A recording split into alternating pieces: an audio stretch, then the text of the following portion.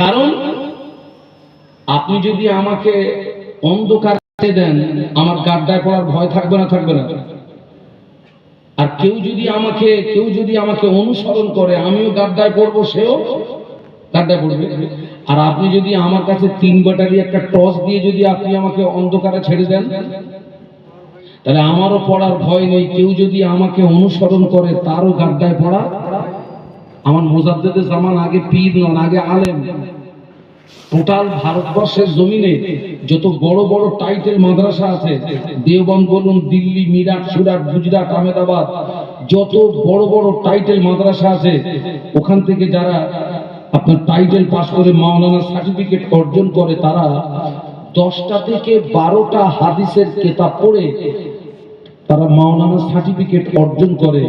আর মুজাদ্দিদুজ জামান আমিরুশ শরিয়ত কুতুবুল আলম দাদা হুজুর পীর কেবলা রহমাতুল্লাহ আলাইহি, তিনি হিন্দুস্তানের কোন মুহাদ্দিসের কাছ থেকে নয়, মদিনার মুহাদ্দিসের কাছ থেকে তিনি 40টা হাদিসের কিতাবের সার্টিফিকেট অর্জন করেছিলেন। এটা সুবহানাল্লাহ। 40টা হাদিসের কিতাবের সার্টিফিকেট অর্জন করেছিলেন মদিনার মুহাদ্দিসের কাছ থেকে।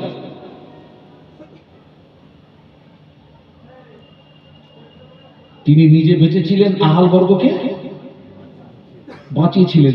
আজকের তিনি কিন্তু কবরে অমর। এমন জীবন তিনি তৈরি করেছিলেন।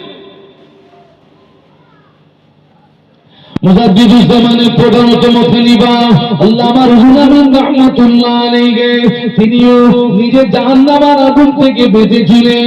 আহাল বর্গকে জাহান্নামের আগুন থেকে বাঁচাতে গিয়ে 32 বছর ধরে সমাজের মাটিতে কোরআন হাদিস ইজমা কিয়াসের মাপকাঠিতে অনশীলন করলেন। মানুষদেরকে ধর্মের দিকে ডাকলেন, অন্যায় প্রতিবাদ করলেন। মানুষদেরকে ধর্মের দিকে ডাকলেন, অন্যায় প্রতিবাদ করলেন।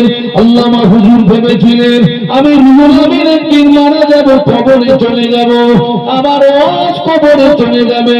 বাংলার মুসলমান যদি বেঈমান হয়ে মারা যায়, বাংলার মুসলমান যদি ঈমান হারা হয়ে মারা যায়, আমি রুহুল আমিন কিয়ামতের ময়দানে কি মুখ দেখাবো?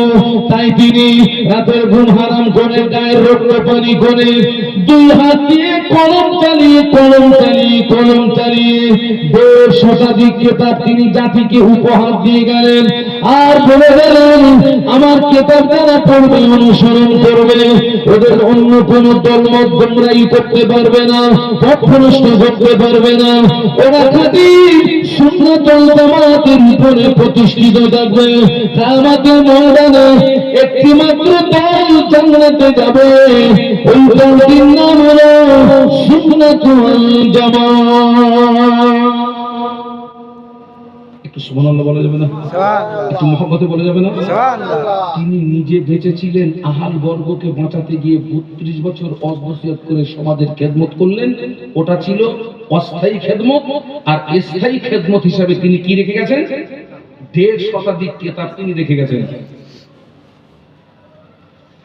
এই যে এখন আমরা যারা ওয়াইজ, এখন তো রাস্তাঘাট কত উন্নত, গাড়ি ঘোড়া কোন আপনার কত উন্নত, আমরা অনেক দূরে চলে যাচ্ছি, দিনে দিনে বাড়ি ফিরে চলে আসছি। ওই মালদায় যাচ্ছি মাহফিল করতে, 8টা-10টা টাইম স্টেজ থেকে নামছি, সোজা বাড়ি চলে আসছি। কিন্তু মুজাদ্দিদুজ জামান 5 হুজুর, আল্লামা হুজুরের জমানায় তো রাস্তাঘাট তো উন্নত ছিল না, গাড়ি ঘোড়া তো উন্নত ছিল না। ওনারা কি করতেন? আপনার 1 সপ্তাহ সফরে বার হতেন, আপনার 15 দিনের সফরে বার হতেন।